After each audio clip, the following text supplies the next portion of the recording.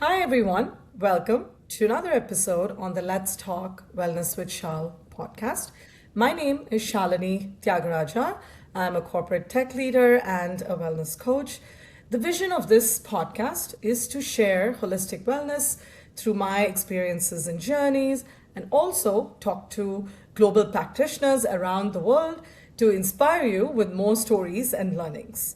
If you've not hit subscribe to Let's Talk Wellness with Shal on YouTube, Apple, or Spotify, I would appreciate if you do that and also leave a comment on any other topics that you want to hear more about. So, with that, I'm very excited to welcome Neha. Neha is here for the second time on this podcast because she is a wealth of knowledge. And so I wanted her to come back and share a lot more. So, a little bit about Neha. Neha is a wellness coach. She helps people create inner balance, provide personalized support to move from noise to clarity. Through yoga, breathwork, meditation, sound, and journaling, she supports healing from the inside out. Her work comes from her own journey through life's most challenging moments, and she is very excited to share this with all of you here today. And the overall theme of this three-part series, because I feel like there's a lot to cover about this topic, this is our phase one of the three-part series. And in this phase one, we're going to talk about Yoga Sutras for the modern overthinking minds. And the focus is how do we calm the mind? So, with that, welcome Neha. Hi, Shalini. Thank you so much for organizing this and for all the amazing work you do in the wellness world, bringing so many people on your podcast and having people learn from so many different aspects of wellness. So, thank you. Thank you. Thank you for being here. So, all right, today we're going to talk about Yoga Sutras. I know this is a deep topic. There is probably a lot, and we're going to try and condense this. And that's the reason why we did this as a three-part series, because I think there's going to be a lot more to talk about. But before we get into all of this, Neha, I would love for you to give some context on what is Yoga Sutra. And I know we hear a lot about, the Bhagavad Gita, Yoga Sutras, there's Upanishads, and there's a lot of other religious scriptures. So how should, the audience think about how do they all connect with each other? That's a really good question.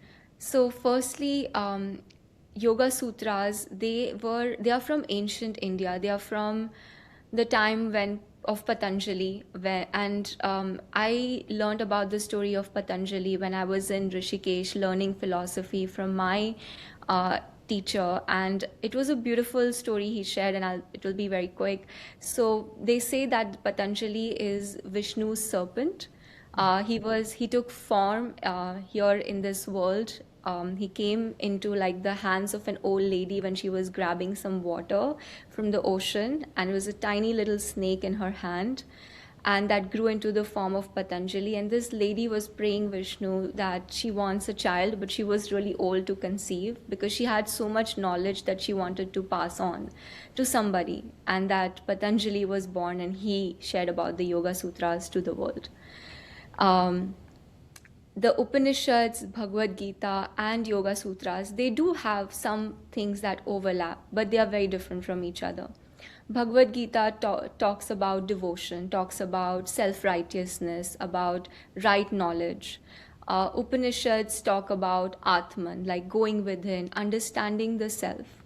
And Yoga Sutras, they talk about how to control mental fluctuations, day to day living, like how to, the code of conduct, code of discipline, how to show up in your life and achieve meditation, living in sansar, living in this world. Because there's always so much distraction, everything is always pulling you. No matter how much you try, it's just you have to accept that this is the world you live in. So, if you want to live in sansar and you want to live with a stable mind and think clearly, then Yoga Sutras is what has given me a foundation to do that. Wow. Awesome. So it's I think this is so apt because today in the modern world we are constantly distracted. We are constantly bombarded with so many sensory, distractions thrown at us, right? So I feel like the overthinking has kind of hit its peak. So I think this is just the perfect conversation right now and to learn more about Yoga Sutras. So thank you for sharing that context. I think I definitely learned something new today. So from there, let's talk a bit about, again, today's focus, like I said, is the first part of a three-part series. But this first part will focus on rumination, mental patterns, overthinking, inner stillness. So I would love for you to talk a bit about two of the sutras that you're going to use today as part of our discussion and what they actually mean. So the two sutras that I'm going to share about are first is the second sutra, 1.2, Yoga Chitta Vritti Nirodha, which is how to calm the fluctuations of the mind. And second is Abhyasa Vairagyam Tan Nirodha, which is how to practice your meditation, how to practice your yoga while living in sansar and having a calm mind doing that. So that's what it talks about. Got it. And how many Yoga Sutras are there, Neha? There are 196, if Okay. I'm not wrong. Yeah. Got it. So at Yeah. least 100 plus. I'm just trying to give some context for Yeah. the Or audience. close to 200. Got it. Got it. Yes. Okay. Because I know, like, even out of the Yoga Sutras, right, there's very few that focus very specifically on just the asana, the physical aspect. Because I know when people hear yoga and they hear, the first thing comes to their mind is all about poses, right? Yeah. But it's very Yeah. interesting, at least the first time I heard that for me, it was very interesting that Patanjali, whom we call the father of yoga, right, that you kind of talked about at the beginning, where out of all this 100 plus sutras, there's only like, I think one or probably even two that talks about just the pose. But I think there's so much about the mind and everything else that is covered. Absolutely. And yoga is like a Western word, but it's actually yog, which is union of mind, body, and soul. And union of mind, body, and soul is cannot only be practiced by doing exercise, but it is like day-to-day living, how you manage your relationships, how you manage yourself, how you show up in the world. Everything is yoga. Everything. Yep. No, that's awesome. So yeah, so I think, sorry, so I think we digressed a bit, but I'll let you get back to the two sutras that you want to talk about today and what they actually mean. So, the sutra, which is 1.2, controlling fluctuations of the mind or calming fluctuations of the mind, that talks about how to cultivate stillness in the body. Like, what are some tools that you can use? And yoga provides multiple different types of tools that you can use: breath work, meditation, asanas, restorative, yin, even like it going out, maybe taking a hike, maybe spending time in nature, maybe writing down, journaling, self reflection. So, these are all different forms of yoga that you can use to be with yourself when life tries to pull you in so many different directions. And it's the part of the world that you choose to live in, right? We are not going to become monks and just kind of disappear from the face of the earth. We have attachments, we have family, we have so many things that, we love about our sansar. So we want to live there. And then this is like a book that teaches you how you can do that and cultivate balance. So this sutra talks about that. It's like one of the sutras, if you master this one, you will be able to kind of flow with the rest of the sutras. This is that important one. Got And it. then the other sutra is Abhyasa Vairagyam Tan Nirodha, which talks about practice and non attachment.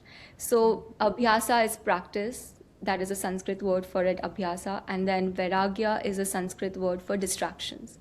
And we know how distracted this world can be, either in your personal life, either through news, but some or the other way, the life is going to draw you to external circumstances and pull you out of your world into what's out.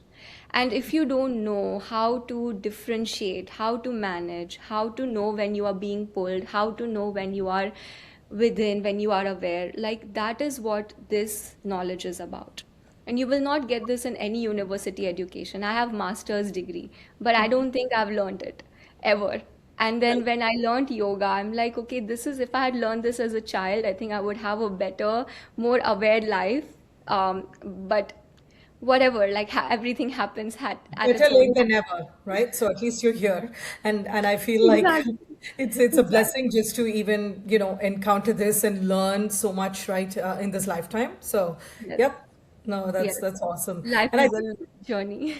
Yeah, yeah, of Yeah. course. And I think you simplified that by saying if we can master yoga's chitta vritti nirodha, right, that would we would be in a great place. But I know that's the hardest thing to do because it's the mind, and which is where we all know we're in this monkey mind all the time. So, So that in itself talks about the three layers of the mind. One is your buddhi, then one is your ahamkar, and then one is chitta. Chitta, buddhi, and manas. So there are three aspects of it. And then your buddhi is what you want to keep developing. Ahamkar is your ego, which you want it to be subdued, not overpower your all your thinking. Like if you're gonna start having like achieve, because yoga in its journey gives you superpowers, like you will be able to manage your day much better, you will be able to balance so many tasks, you will be able to show up in the world differently, because breathing, meditation, restorative, all these practices actually heal you, and that can release those stuck energies and create space for new. And when you are not able to handle that, like, oh, like, people are going to tell you that, wow, you have an amazing aura, wow, you are able to do so much, and you're going to take yourself away in that entire journey, that, oh, like, you're going to develop an ego about it, and you're going to show up in the world like being too egoistic, then that in itself is destroying. And it's not going to destroy anyone else, it's going to destroy you, because that's what the ego does. So that is why yoga sutras are a stable foundation, that when a yogi achieves different stages in their journey, how to balance those energies, how to cultivate them and keep it without letting ego drive you, and using buddhi, yeah. which is intellect. Yeah. Awesome. No, that's great. I think that's a really good explanation to kind of break it down. I think thank you for breaking that and simplifying it.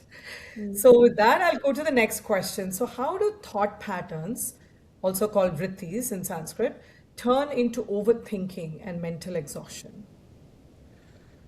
Yes, so overthinking, let me tell you that from my own experiences, like I think overthinking was something that was always like, there was always a chatter going on in the mind. And whenever I did any type of work, like for example, simple task like this started happening more when I started observing it, and when I was 26, 27 years old, when I started working. And before that, I was studying. So it was easy to manage food. It was easy to manage like cleaning up the house and cleaning up my space, and then going to my college for studying. But then when responsibilities increased, I found myself feeling like, I don't know, like I felt like I was just not made for this world. Like I felt it was too much to handle in the day, and it was impossible to do everything every day.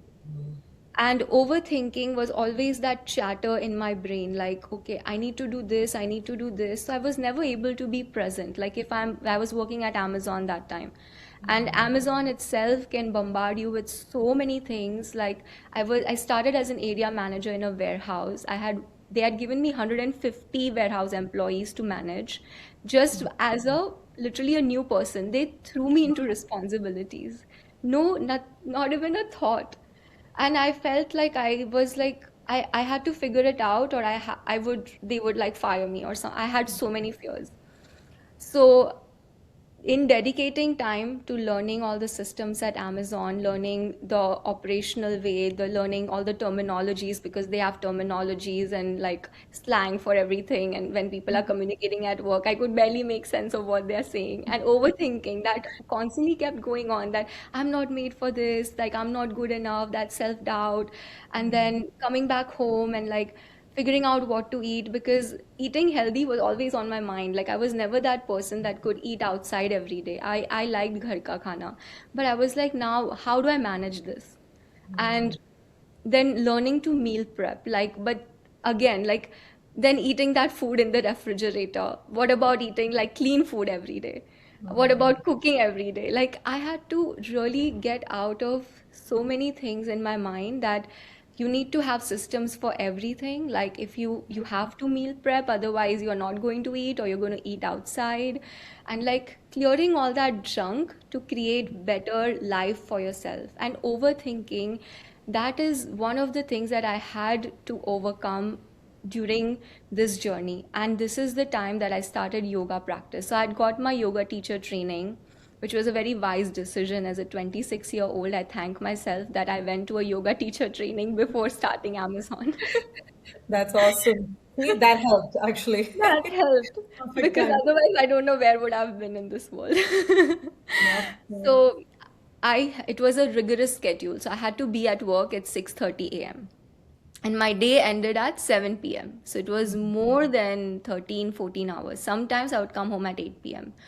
And so I had to wake up at 4 a.m. to do my morning sadhana, just like few minutes of Surya Namaskar, sitting in meditation, then writing notes about what do I need to achieve today at work, things I need to focus on. Because in the beginning, when I started, I remember I had to learn a lot of terminologies. I had to learn the systems. I had to learn, like, there were hundreds of tools they had given me. I remember, so I had to learn the tools, and I was really like overwhelmed. Luckily, my husband had been in the corporate world for a while, so I was able to take some of his help during this journey as well. So, having the right people is like a blessing during these difficult times. But yeah, he was a great help. But yes, like, my yoga practice topped everything, because without it, I wouldn't even know if someone is helping me, or I wouldn't even be able to receive it if, like, someone was like, yeah, here, take it, and I would just be like, no. I wouldn't even know that. I wouldn't be aware about it. So my yoga practice really helped with that. And then I would show up to work. I would have like more intentions, like, okay, what do I need to do today? And overthinking can only be overcome with clarity. And that is what yoga philosophy has helped me accomplish. And then when I started to deepen my knowledge, so because I would get like 3 days off, as I 4 days were like rigorous at Amazon, those 3 days I would spend not only in like developing knowledge on asanas, but also I was curious about philosophy, like, where did yoga originate from, and what was the purpose of this, what is philosophy of yoga. And I would read some things about it, but I deepened my knowledge when I went for my second yoga teacher training in Rishikesh. And I was really blessed with an amazing teacher who really broke down these each and every aphorism so well that it made so much sense to use it in my day-to-day life. And instead of feeling guilty of like eating food that was sitting in the fridge for a few days, I started prepping better. Like, I would make like homemade patties and then just store them in the freezer and then cook them fresh. Or like, instead of making curry and roti every day, I would just like do something quick, like a vegetable khichdi. And like, kind of, I had to overcome those things that I need to eat sabzi roti every day. I need to have my meals like proper every day. I had to like kind of find that balance, that okay, khichdi is also okay. I could do like a stir fry vegetable, learn new recipes. Like, I had to open my mind to like being okay with like eating different kinds of foods instead of getting stuck in my own systems and routines, because they were more feasible for me at the time when I had the time. But when you work, it changes. So overthinking can only be overcome with clarity, and that's what yoga philosophy talks about.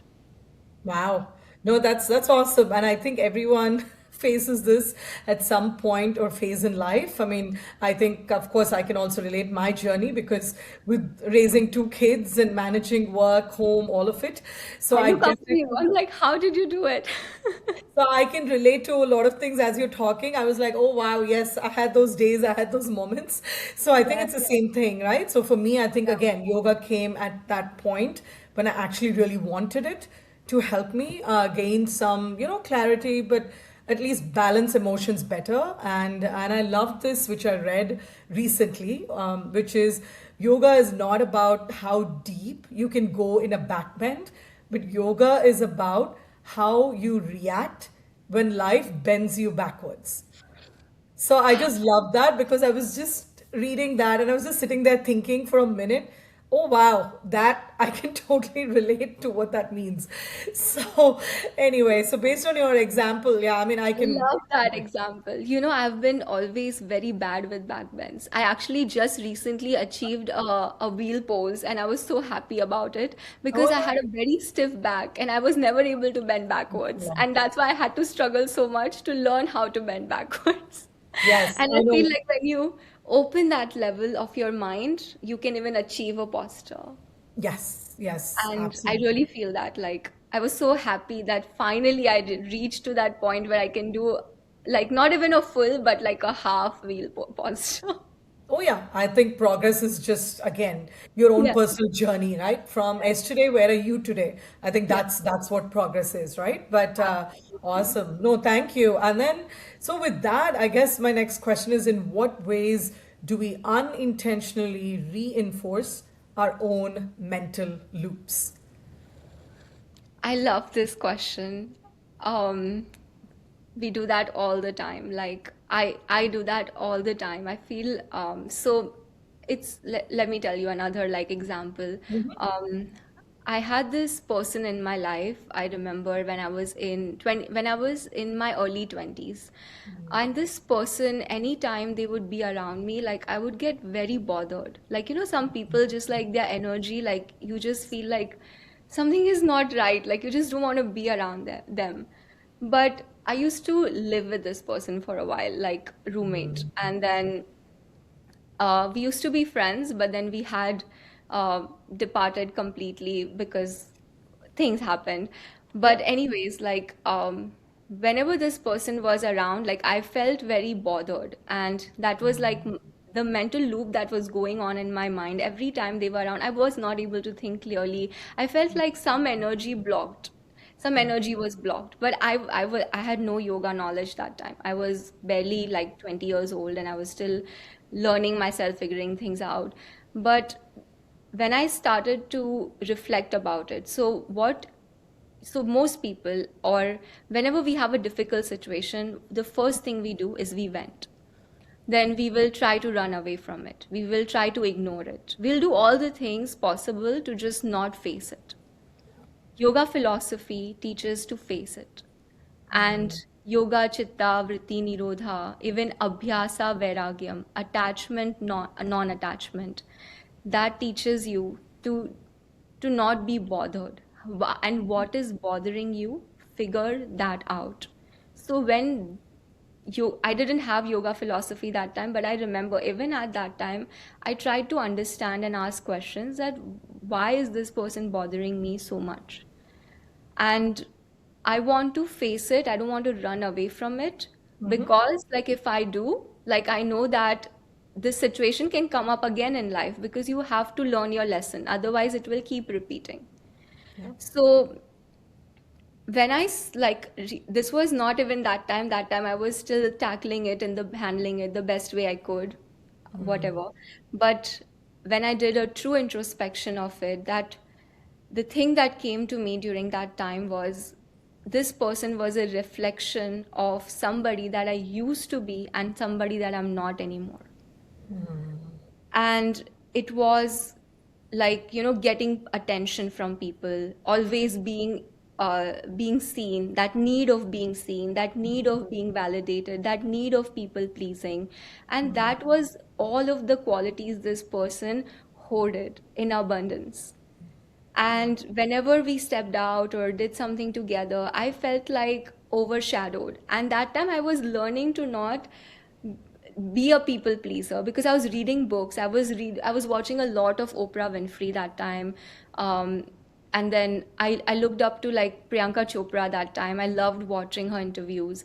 And I was reading books like Emotional Intelligence by Dale Carnegie, How to Make Friends and Influence People, and some successful leaders around the world that I looked up to that time. So I was just kind of watching and reading and understanding that how important it is to, like, have your emotions in control, how it is important to not constantly seek for validation. And my mental loop, like this some on subconscious level, because I grew up in a big joint family, and I feel like there was a lot of noise all the time, like, like this person did so well, this person did this person did that, and conversations were always ongoing about everyone around the world.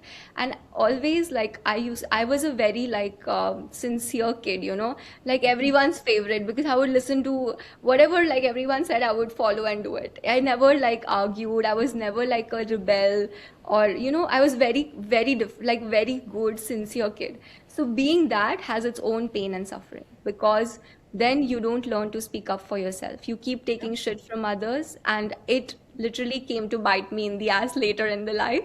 And I had to let go of that identity, which I didn't even know that I had to let go of this identity, but I had to learn that there was something. So this was it. And when this person came into my life, this person was everything I used to be and everything that I'm choosing not to be. And it was the most difficult part of my journey, which every time I feel like whenever I have deleted an identity, that's even currently I'm dealing with a situation like that. Like when I have deleted an identity, that same type of identity walks into my life and tries to pull, that energy pull is happening, and I'm choosing to detach and trying to, like, practice, do abhyasa, my practice, which is stay detached.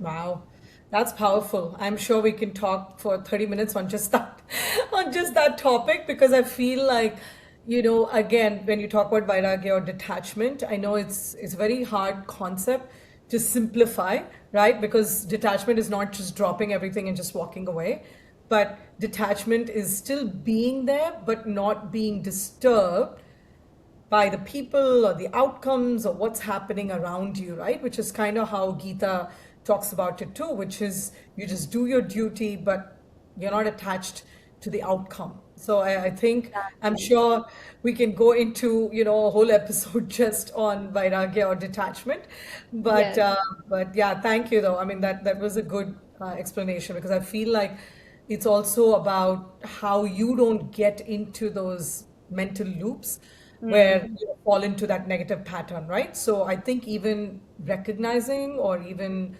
acknowledging that, I think, is a skill in itself.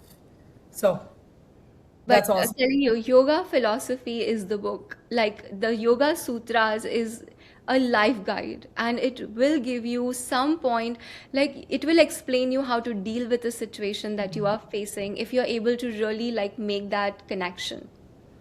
Got it. Yep.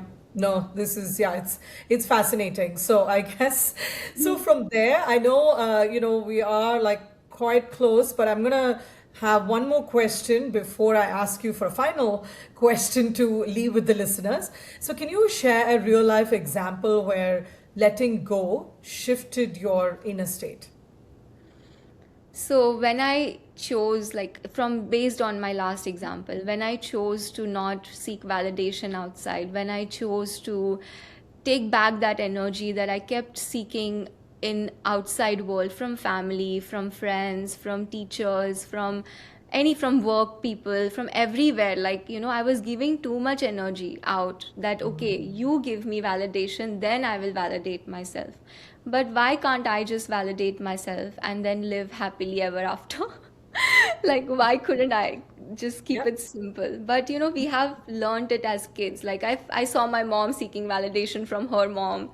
I saw my dad seeking validation from people around. I saw everyone do that, and I subconsciously developed that habit. As a result, I suffered. Like, we all choose one or the other suffering. The Yeah. suffering that I intentionally choose now is to be validated by myself, even if other people like me or not. And that is a good suffering, because at least my energies stay contained and I'm not giving it out in the world. Got it. So so I think that is the biggest thing that I've let gone of, is to seek validation, to get approvals from others. And that was a big energy shift for me, because when I was doing that, I told you I had this roommate incidents where I lived in suffering for 3 years, wondering why I'm being so cruel and harsh, because I'm a biggest self critic, and like I'm a very high like perfectionist. And if I have said something, I'm gonna do it, even if it hurts me or whatever it does. Like I will do it because I've said it. That's just how it is. So I suffered in the wrong way, and because I didn't have the right knowledge. When yoga philosophy came into my life, I had the foundation to make connection, that this is what was happening, this is what I was doing. I was choosing not to be the person that was in front of me who I used to be.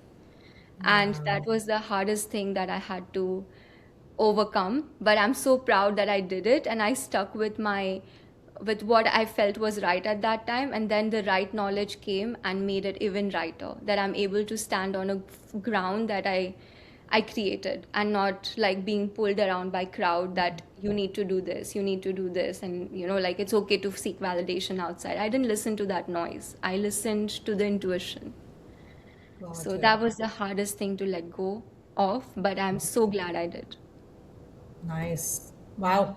Okay, that's inspiring. So I think with that, I want to leave with one question, last question, which is what is one simple practice that you want to share with the listeners that they can use daily, to interrupt their overthinking?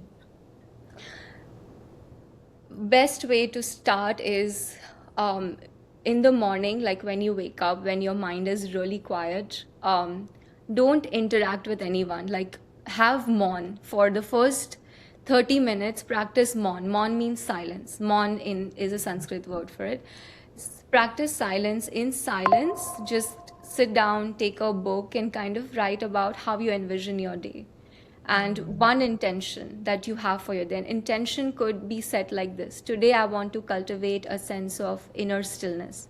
And that means that being neutral to any and all situations, like that is the theme of the yoga philosophy, right? Like being neutral. So even if you receive 10 compliments, or you did an amazing work and somebody told you that wow, you're living such an amazing life, don't get too overwhelmed by that compliment that you draw all the exciting emotions, and then you kind of go out into the world and do stupid things, like like you will eat, or you will drink coffee, and all the things that you have planned not to do, you will do all those things as a reward for yourself. Don't do that.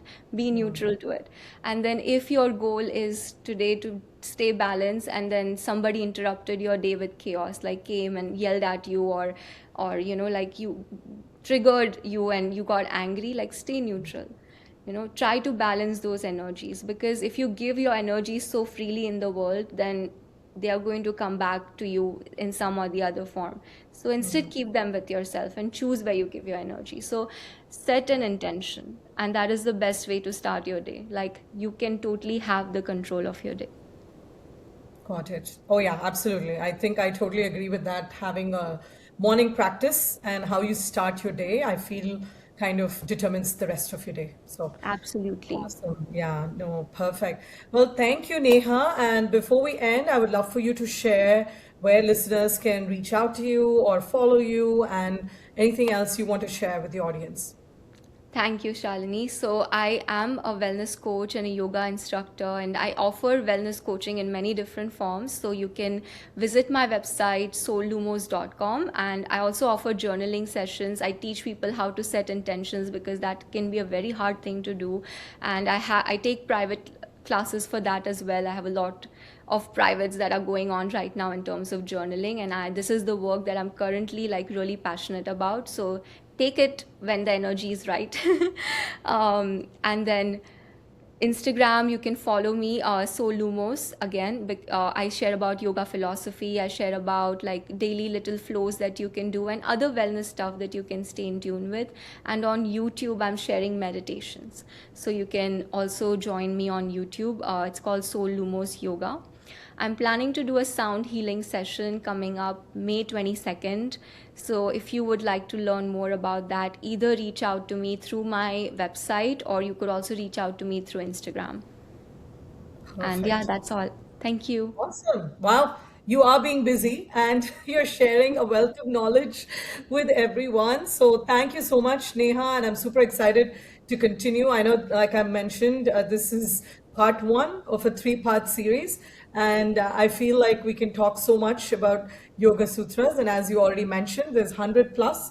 So clearly in 3 sessions, we are not going to cover the 100 plus, but I'm sure we will have future conversations and have you back. But I'm super excited about this three-part series. So thank you so much for kicking off series one today.